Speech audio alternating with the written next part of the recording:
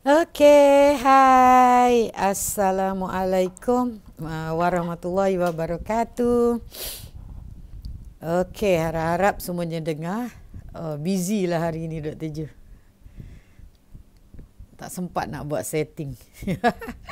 Okey, hari ini hari Rabu.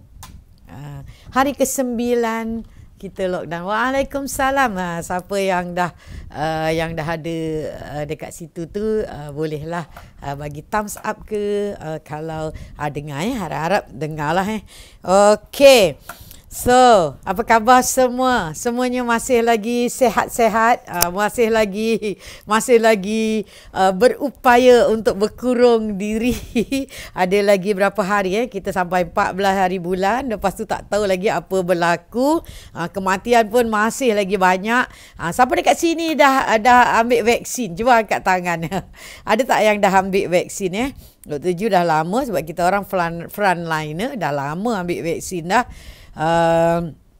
Dah berapa lama ambil vaksin dah 2 bulan. Dah 2 bulan. So walau macam mana pun kena berhati-hati sebab bila kita ambil vaksin ni bukan bermakna kita tak kena COVID. Maknanya kita boleh kena COVID juga, tetapi kita kena COVID sampai stage 1 sahaja atau sampai stage 2, paling-paling sampai stage 3. Taklah sampai stage 4, masuk ICU, taklah sampai stage 5. InsyaAllah tak bawa kematian. Kalau mati pun mungkin mati benda lain. Sakit jantung ke. Okay, so hari ini Dr. Ju nak share sikit pasal hati. Ini bukannya hati, bukannya hati apa bukannya sakit hati, tetapi hati, liver dalam bahasa liver lah Okey. So kalau kita tahu hati kita cuma ada satu sahaja. Maknanya hati adalah satu organ yang terbesar dekat dalam perut kita ni. Kita ada kidney, kita ada pancreas, kita ada spleen, kita ada perut, usus. Tapi liver ataupun hati adalah organ yang terbesar dekat dalam perut kita ni. Dia adalah yang terbesar, dan hati ni adalah organ yang paling banyak buat proses kat dalam badan kita. Contohnya dia yang buat yang proses kita punya karbohidrat, gula, fruktos, semua dia diproses kat dalam hati kita. Dia yang proses kita punya lemak. Dia yang buat bile salt ataupun buat empedu. Dia juga yang proses protein. Dia yang buat hormon. Dia yang synthesize kita punya vitamin. Dia yang buat antibody. Semua dia buat. Maknanya dia ada dalam 500 hingga 600 proses berlaku dalam hati. Jadi hati kita hanyalah satu dan kerjanya banyak. Jadi kita kena jangan sabotaj hati kita, tetapi untuk kadang-kadang kita tak perasan sebenarnya kita dah buat banyak kerosakan pada hati kita. Jadi tanpa kita sedari hati kita perlahan-lahan dah rosak. Jadi kita kadang-kadang tak tahu. Kadang-kadang kita buat blood test normal lagi. Jadi blood test tu tak normal bila dia dah makin teruk, dah teruk baru dia nampak. Jadi banyak apa yang kita buat yang boleh merosakkan hati kita dan juga ada penyakit-penyakit dekat luar sana juga yang boleh merosakkan hati kita, terutamanya jangkitan virus hepatitis. Jangkitan virus hepatitis. Virus hepatitis adalah virus yang dia masuk dalam kita punya hati dan dia merosakkan sel-sel dalam hati kita. Jadi virus hepatitis ini ada A, ada B, ada C, ada non-A, non-B, ada banyak sebenarnya. Jadi itu adalah antara punca yang boleh merosakkan hati kita. That's why kita ada vaksin terhadap hepatitis B. Dan kita juga mungkin tersilap makan ubat. Ada ubat-ubat yang kita makan juga boleh merosakkan hati kita. Terutamanya ubat-ubat yang ada cytotoxic, yang memang kalau kita tengok ubat cytotoxic ni yang dipakai oleh pesakit-pesakit yang ada masalah autoimun, yang orang ada kanser. Ubat-ubat tu juga ada kesan kepada kita punya hati. Dia boleh merosakkan sel-sel dalam hati. Juga mungkin kita tersilap makan, mungkin ada keracunan, mungkin virus lain, kita dapat penyakit selain pada hepatitis tu kita ada dapat jangkitan virus lain. Semua tu boleh menyebabkan kita dapat masalah hati, ya. Jadi kita akan dapat masalah hati. Ini bukan masalah hati dengki, bukan. Itu masalah hati yang real. Okey. Jadi paling yang paling sering kerosakan hati ini juga berlaku disebabkan apa yang kita makan. Maknanya semua proses dibuat dekat hati. Jadi kalau kita makan satu benda tu berlebihan, toksik pun dineutralkan di hati. Maknanya kalau kita makan bahan-bahan yang ada toksik, hati kita kena kerja kuat. Kalau kita keracunan makanan, hati kita yang kena kerja kuat. Jadi kalau ubat-ubat yang kita ambil berlebihan, semua dimasukkan dalam hati. Orang kata kita makan Panadol ni sebenarnya safe. Memang safe lah kalau kita makan satu hari 3 kali untuk 2 hari saja sebab demam. Tapi kalau you makan satu kali makan 20 biji, hati akan rosak dulu. Jadi sebenarnya roti pula. Hati ni adalah satu organ yang meneutralkan bahan-bahan toksik dalam badan kita. Jadi dia sangat penting. Kalau hati kita ada masalah, maka kita punya protein tak boleh di metabolize, kita punya gula karbohidrat tak boleh metabolize, lemak tak boleh di metabolize, kita hormon-hormon dalam badan kita akan drop, terutamanya hormon thyroid. That's why ada orang ada masalah hypothyroid. Dan banyak lagi hormon-hormon yang dibuat dekat dalam hati kita. Dan kita punya sistem, immune system juga hati kita yang buat. So kalau hati kita ada masalah, immunity kita drop, kita akan senang dapat infection, kita akan senang dapat macam-macam masalah lain. Jadi kadang-kadang kita tak pernah jumpa doktor, kita check pun normal, setahun sekali kita buat blood test normal. Jadi kita tak tahu sama ada kita ada sakit. Ada juga orang yang ada diam-diam rupanya dia ada masalah hati tanpa dia tahu yang dia ada masalah hati. Jadi hari ni Dr. Ju nak share dekat anda semua apakah keadaan-keadaan yang menunjukkan kita ada masalah hati. Maknanya hati kita dah mula rosak. Sebab yang paling sering orang dapat masalah hati adalah disebabkan dia ambil gula berlebihan. Jadi gula yang berlebihan itu, dalam gula dia ada fruktos. Dia ada 50% daripada gula adalah fruktos. Fruktos ni dimetabolize kat dalam hati kita. Dan dia akan ditukar dalam bentuk lemak. Bila lemak terlalu banyak dalam hati kita, sel-sel dalam hati kita rosak. Bila sel-sel rosak, hati kita tak ada sel. Yang tinggal apa? Parut. Penuh dengan parut. Jadi sel-sel dalam hati kita ada lemak. Keadaan tu dipanggil fatty liver ataupun hati berlemak. Jadi cara kita nak mengesan sama ada kita ada fatty liver ataupun hati berlemak atau tidak, pertama buat ultrasound. Kedua buat cek darah. Kita tengok liver function test kita.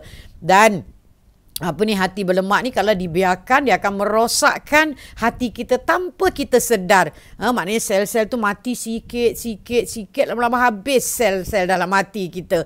Hati kita tak boleh berfungsi. 500 lebih fungsi dalam badan kita tak boleh jalan, tak boleh bergerak sebab hati dah rosak.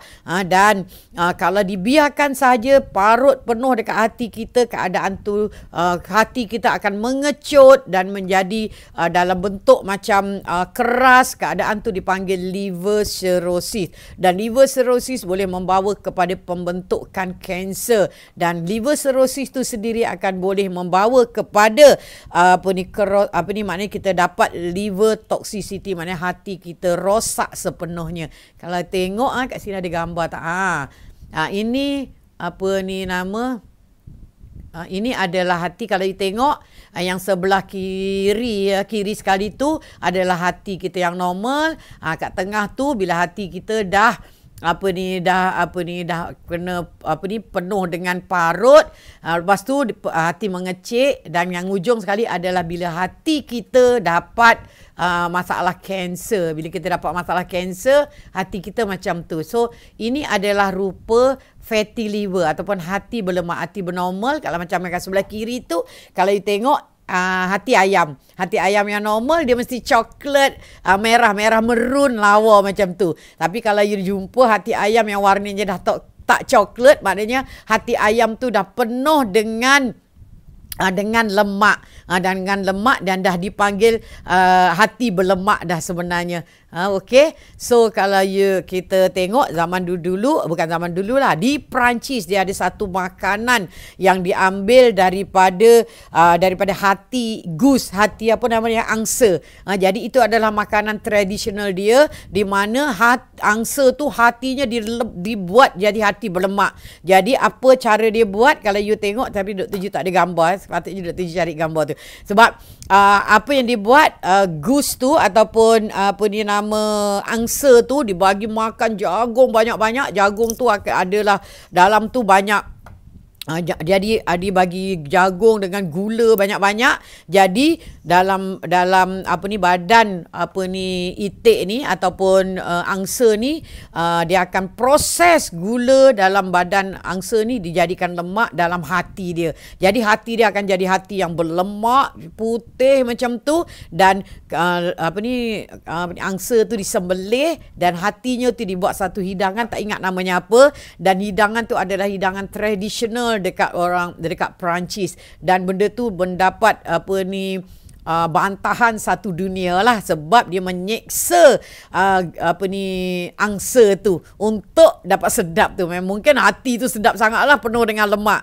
Jadi itu you all boleh Google, you all boleh tengok macam mana dia masukkan corong besar dekat mulut itik tu, disumbat dengan jagung ke apa gitulah. Jadi itu adalah makanan. Itu dekat sini Dr. Ju nak cakap benda tu, nak menyatakan bahawa kalau kita ambil banyak tinggi karbohidrat macam tu, tinggi pula gula dalam badan kita, hati kita akan jadi berlemak. Keadaan tu dipanggil fatty liver. Okey, jadi macam mana kita nak tahu peringkat awal yang kita ada masalah, mungkin masalah hati kita ada masalah.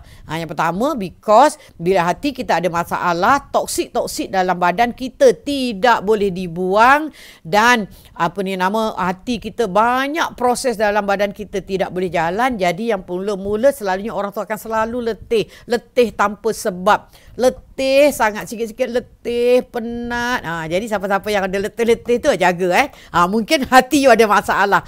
You boleh check buat liver function test, check hati you ada masalah tidak. Nak tahu hati you tu ada berlemak tidak, buat pula ultrasound, tengok ada tak sel-sel lemak kat dalam you punya hati. Okey, itu adalah yang tanda yang salah satu tanda pertama orang tu ada masalah hati. Tanda kedua, orang tu selalu lawyer, saya nak muntah aja. Kenapa lawyer? Kenapa nak muntah aja? Sebab toksik banyak dalam badan kita. Toksik tu akan menyebabkan kita lawyer.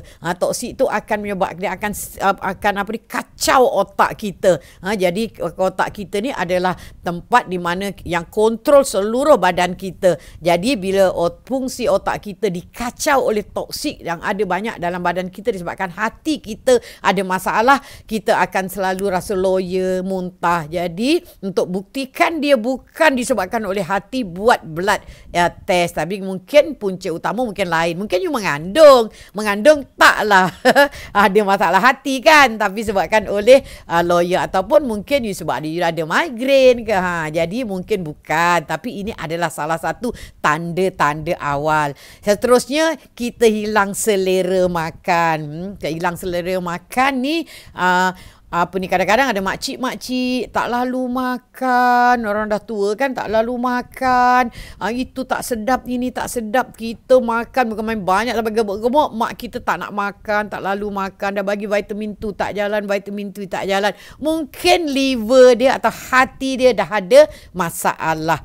Okey, itu lagi satu yang masalah orang yang ada orang yang ada masalah hati ni juga, dia boleh dapat gatal-gatal. Betul lah, dia sama ditanya pasal gatal-gatal ni. Gatal-gatal juga adalah disebabkan oleh toksik yang banyak dalam badan kita yang tak boleh nak dimetabolis. Maknanya bila badan kita tak boleh metabolis banyak benda, jadi toksik berkumpul dalam badan kita sebab hati kita adalah satu pusat untuk nak menetralkan toksik. Jadi toksik tu akan pergi kat bawah kulit kita menyebabkan kulit kita gatal-gatal. Kenapa gatal-gatal tu selalu berlaku dekat kaki dengan tangan? Sebab hujung kaki, hujung tangan tu salur darahnya kecil. Jadi perjalanan darah tu tak laju. Kalau kat tengah-tengah ni perjalanan darah laju. That's why gatal-gatal tu berlaku banyaknya dekat kaki. Dia kadang-kadang rasa macam panas ujung-ujung kaki, ujung-ujung tangan. Sebab banyak toksik dekat-dekat kita punya kulit daripada dekat kita punya kulit lah. Nak cakap pun dah tergagap-gagap. Apalah ni. Okey, itu adalah tanda-tanda, antara tanda-tanda awal. Ada orang dia asyik demam aja pun mungkin disebabkan hati you ada masalah. Okey, lagi satu, hati kita ni sebenarnya adalah tempat kita nak proses kita punya lemak, kita punya kolesterol yang buat 75% kolesterol dalam badan kita, macam Dr. Ju cakap semalam, yang buat adalah kita punya hati, yang proses adalah kita punya hati. Bila kita ada masalah hati, kolesterol ini tidak boleh distribute dengan betul. Maknanya semalam Dr. Ju dah cakap, kita ada kapal, kita ada transport LDL, kita ada HDL, kita ada triglyceride. Triglyceride ni adalah kolesterol yang betul. LDL, HDL hanyalah transport. Jadi kalau hati kita ada masalah, maknanya triglyceride ni ataupun kolesterol triglyceride ni tidak boleh diangkut ke sana kemari dengan sempurna. Jadi dia boleh deposited ataupun dia boleh pergi kat tempat-tempat yang tidak sepatutnya dia pergi, dan salah satu yang dia suka sangat pergi adalah dekat atas mata ni lah. Dia bentuk satu keadaan kulit yang dipanggil xanthelasma. Xanthelasma ni adalah di mana you ada dapat deposited lemak dekat you punya atas mata. Dia paling suka atas mata. Boleh kat tengah ataupun dekat kiri kanan. Selalunya kadang-kadang dua-dua kiri kanan ada. Jadi kalau you ada masalah xanthelasma ni, selalunya puncanya adalah sebab you punya hati dah ada masalah. Maknanya hati you ada masalah menyebabkan lemak tidak boleh, kolesterol tidak boleh diproses dengan sempurna. Walaupun dia ada punca lain. Ni maknanya dianya berlaku disebabkan oleh kolesterol triglyceride tu tinggi dalam badan kita, dan triglyceride ni patutnya dimasukkan dalam sel, disimpan dalam sel-sel lemak. Tetapi bila benda tu, proses tu dibuat ataupun disempurnakan dengan bila kita ada hati yang sehat. Tapi bila hati kita ada masalah, dia menyebabkan triglyceride tadi tidak disimpan dekat tempat yang betul, dan dia deposited dekat kita punya mata. Jadi keadaan dipanggil xanthelasma. Tapi xanthelasma ni juga boleh disebabkan oleh dia oleh punca lain. Tapi punca utamanya adalah sebabkan hati kita sudah ada masalah. Xanthelasma ni kalau dah ada memang tak boleh buat apa-apa. You sapu krim lah satu guni, memang tak akan hilang. Selalunya sama ada you laser ataupun you laser, ada orang laser ataupun mungkin ni dia orang buat operation ke, tapi it's not easy dekat atas mata kan. That's why kalau boleh jangan sampai xanthelasma ni tumbuh, memang tak boleh baik. Dan ada juga dia orang try buat PRP, dia inject stem cell kat situ, itu pun kena inject banyak kali, dahlah sakit kan, tapi dia tak kecut-kecut. Selalunya dia orang memang buat laser, dia laser dihilangkan benda tu. Laser tu bukan tak sakit tau, atas mata, dekat atas mata. Jadi yang elok jangan bagi sampai kita punya hati ada masalah. Kadang hati tu ada masalah sikit je kita tak perasan kan. Jadi jangan sabotaj hati kita. Jaga makanan kita dengan baik supaya hati kita tidak rosak, kita tak dapat masalah fatty liver. Okey, apakah layer yang lain? Okey, ini adalah keadaan yang dipanggil, maknanya kulit kita jadi macam bronze, jadi warna coklat macam ni. Kulit kita jadi coklat macam ni juga adalah disebabkan, salah satu sebabnya adalah disebabkan hati kita ada masalah. So hati kita juga memproses iron ataupun zat besi. Jadi bila zat besi dan dibuat dekat ni yang digunakan oleh badan kita untuk buat sel darah merah semua. Jadi bila kita ada masalah hati, zat besi ini tidak boleh di metabolize dengan sempurna. Jadi zat zinc iron ni, zat besi ni, iron ni akan overloaded dalam badan kita. Maknanya badan kita akan terlebih zat besi, dan zat besi ini akan berkeliaran kat dalam badan kita, dan dia deposited ataupun dia duduk dekat kulit-kulit kita, menyebabkan kulit orang yang mengidap ada masalah overload of zinc ni, warna kulit dia tak lawa. Warna kulit dia ada macam coklat, bukan coklat lah, bronze ni maknanya emas, perak, gangsa. Macam warna gangsa tu. Dia maknanya dia warna ada coklat sikit dan kelabu sikit, kulit dia tak lawa sebab banyak toksik. Ini adalah salah satu benda yang bila overload of iron ni kan sebenarnya pun tak bagus. Selalunya overload iron ni berlaku pada pesakit yang ada masalah red blood cell. Contohnya thalassemia. Orang yang ada pengidap thalassemia selalunya kulit dia memang ada banyak iron macam ni, rupa kulitnya memang tak cantik. Jadi pesakit thalassemia dia ada masalah iron overload ni disebabkan oleh sel darah dia banyak pecah. Ini adalah penyakit keturunan kan. Jadi itu tak boleh buat apalah, selalunya dia ada mesin dia untuk buang iron tu lah, ataupun untuk neutralkan iron tu. Jadi kalau kita nak tahu bahawa kita ada iron overload dalam darah kita ni, bukan kita ambil serum iron. Serum iron selalunya tidak nampak, kadang-kadang normal. Kita kena ambil serum ferritin namanya. Dia punya hormon yang memproses kita punya hati. Kalau jumpa doktor, cakap je lah kita nak check sama ada kita ada iron overload atau tidak. Doktor tahulah apa nak buat. Okey, itu adalah yang dipanggil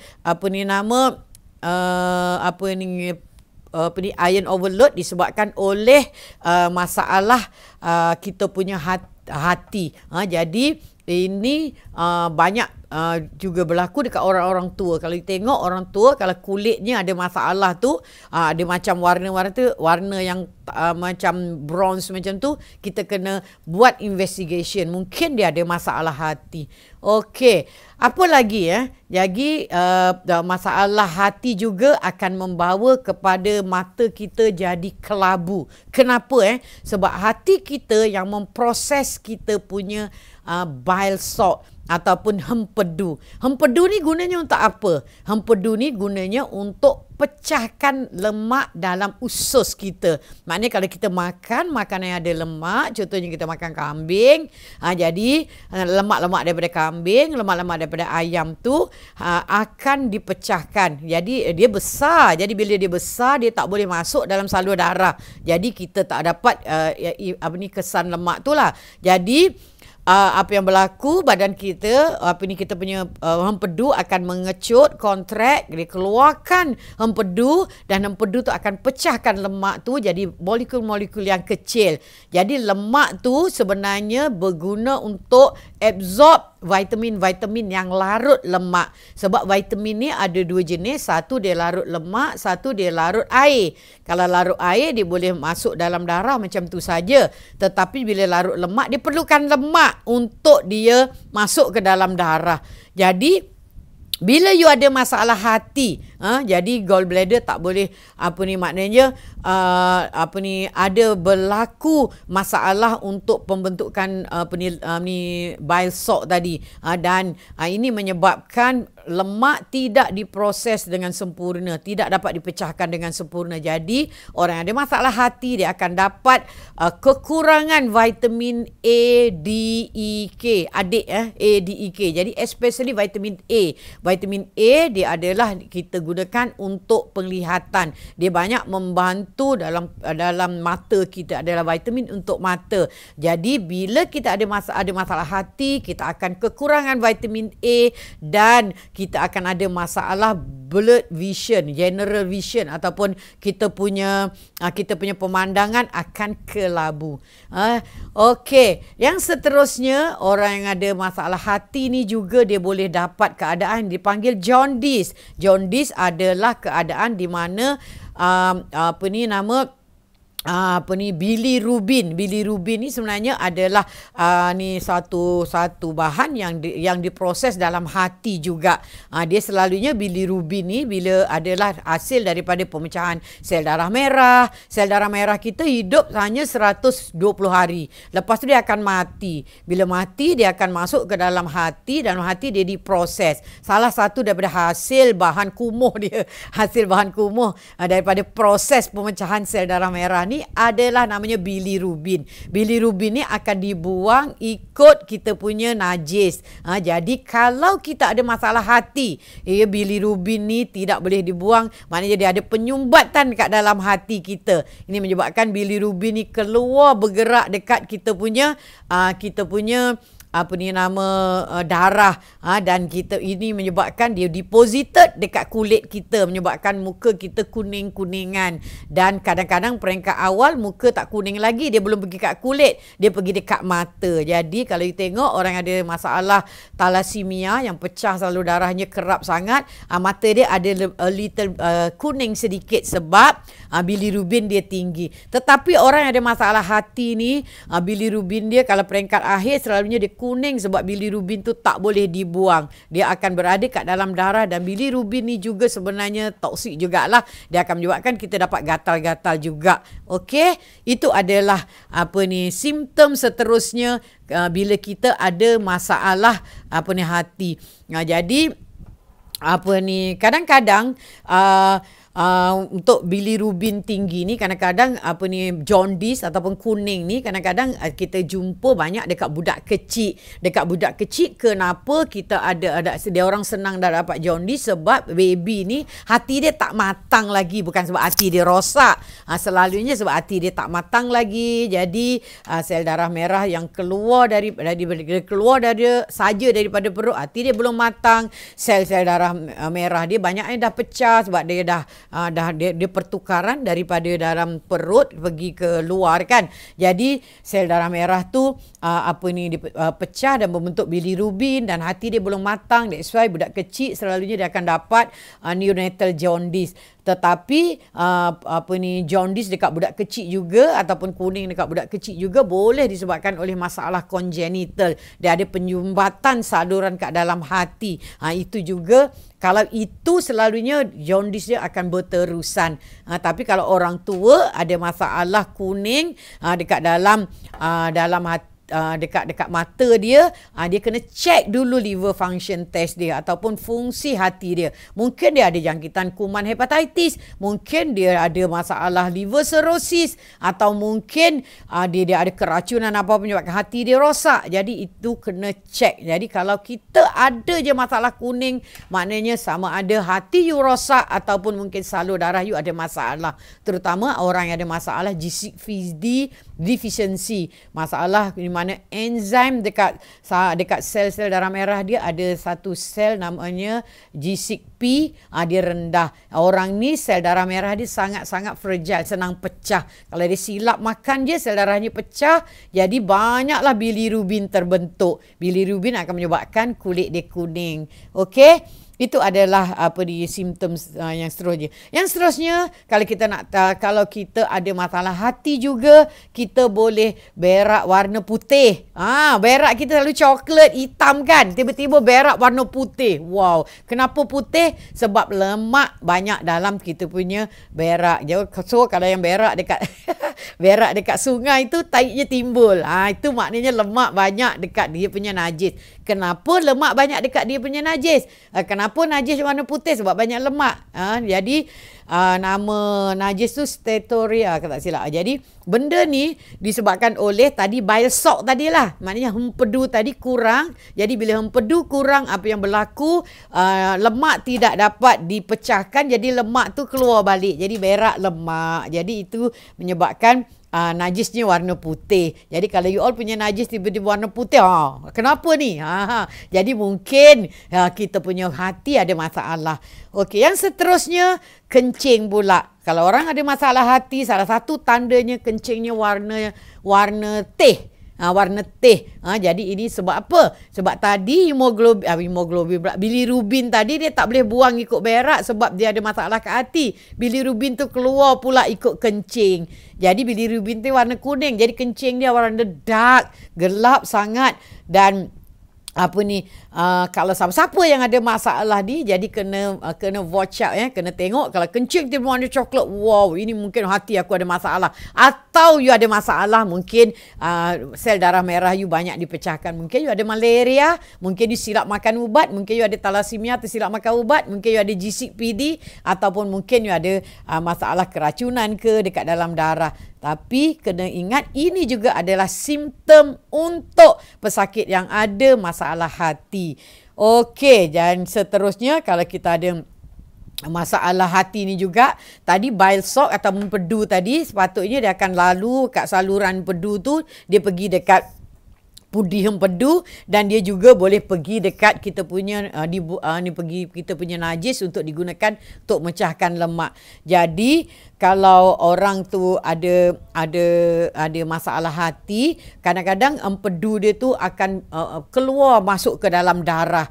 Dia tak pergi keluar kat najis, tapi dia keluar kat dalam darah. Jadi dia masalah ni juga boleh menyebabkan budi empedu tu meracuni kita punya badan juga. Jadi kita punya itu juga antara sebab kenapa orang yang ada masalah hati ni, masalah hati ni, dia akan ada yang dia menyebabkan dia ada gatal-gatal dekat dia punya kulit.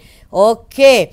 Lagi satu, bila kita ada masalah hati juga, kita punya immune system akan drop. Sebab hati adalah salah satu organ yang buat kita punya antibody, yang bekerja kuat untuk buat sistem pertahanan dalam badan kita. Dia buat kita punya antibody. Jadi bila kita ada masalah hati, kita punya immunity drop. Jadi kita punya immunity drop, kita senang dapat jangkitan kuman. Jadi kalau you asyik demam, sikit demam, cek juga you punya hati. Mungkin you all ada masalah hati. Jadi itu adalah antara simptom-simptom orang yang ada masalah hati yang belum koma. Sebab kalau di hati dia dah fail, dia akan dapat muntah darah lah, lepas tu pengsan lah, dan hati di buah pinggang rosak. Itu kemudian. Ini sebelum jadi tu peringkat awal. So you all check you all ada masalah hati ataupun tidak. Okey, jadi Dr. Ju tak boleh cakap panjang. Nanti Dr. Ju ada pula, hari ini busy sikit sebab hari ini ada banyak coaching, ada banyak banyak hal lah. Schedule-nya sangat-sangat pack. Pukul 5 lebih nanti Dr. Ju ada lagi program. So itu saja buat hari ini. Terima kasih kerana mendengar. Harap-harap dapatlah sikit ilmu daripada Dr. Ju hari ini. Okey, Assalamualaikum warahmatullahi wabarakatuh. Bye.